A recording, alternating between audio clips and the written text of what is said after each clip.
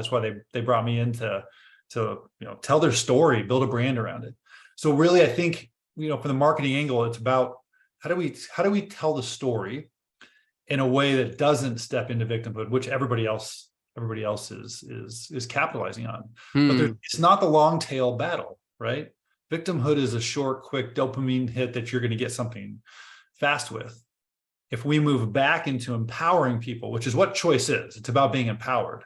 And if we can tell our stories about our products and our offerings in that way, now we have long tail marketing again, which is part of what I feel like we've stepped out of in the last 10 years. No, you're absolutely right. Everything's been 100% just like impulse buy.